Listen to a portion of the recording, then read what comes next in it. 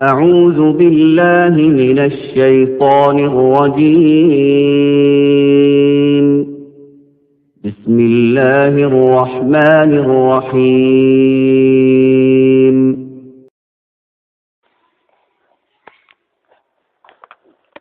بسم الله الرحمن الرحيم. نحمده ونصلي على رسوله الكريم، أما بعد. قال الله تبارك وتعالى: أعوذ بالله من الشيطان الرجيم. بسم الله الرحمن الرحيم.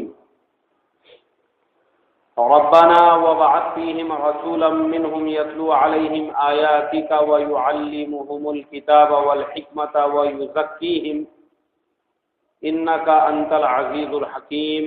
صدق اللہ العظیم. محترم بھائیوں، بزرگوں، دوستو، پچھلے ہفتے ہم نے غزوہ بدر کا مکمل واقعہ سنا تھا، اور میں نے یہ کہا تھا کہ انشاءاللہ اس ہفتے ہم غزوہ احد کا واقعہ سنیں گے.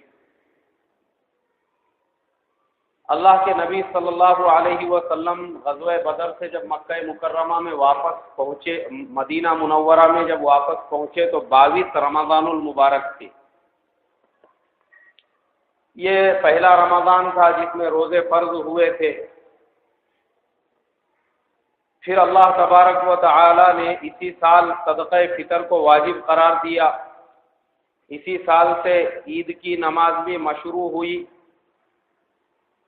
یہ پہلا رمضان پہلی عید تھی، اور اس کے بعد پھر ہجرت کا تیسرا سال شروع ہو چکا تھا. میرے محترم بزرگوں، مسلمانوں کو غزوہ بدر میں جو کامیابی ملی، اس سے مدینہ منورہ میں جو یہود تھے اور جو منافقین تھے ان کو بہت تکلیف پہنچی.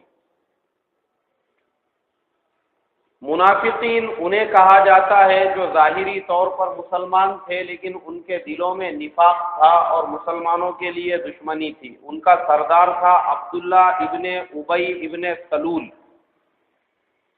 یہ وہ آدمی تھا جس کو اللہ کے نبی صلی اللہ علیہ وسلم کے مدینہ میں پہنچنے سے پہلے مدینے والے اپنا سردار بنانے کے لیے تیار تھے. باضابطہ اس کے لیے ایک تخت بھی تیار ہو گیا تھا. لیکن جیسے ہی اللہ کے نبی صلی اللہ علیہ وسلم مدینہ منورہ میں پہنچے تو لوگ مسلمان ہو گئے اور اس کے جو سارے خواب تھے وہ چکنا چور ہو گئے. مگر چونکہ آدمی عقل مند تھا، اس لیے سوچا کہ اگر میں مخالفت کروں گا تو لوگ میرے دشمن بن جائیں گے. کیونکہ ابھی مدینہ میں ہوا مسلمانوں کی چل رہی ہے، اس لیے وہ بھی اسلام میں داخل ہو گیا. لیکن دل میں مسلمانوں کے لیے دشمنی تھی. اللہ کے نبی صلی اللہ علیہ وسلم اور مسلمانوں کے خلاف ان کے پس پشت لوگوں کو بہکانے کا یہ آدمی کام کرتا تھا. دوسرے جو مسلمانوں کے دشمن تھے مدینہ منورہ میں، ان میں یہود تھے، اور یہود کے 3 سب سے بڑے قبیلے تھے.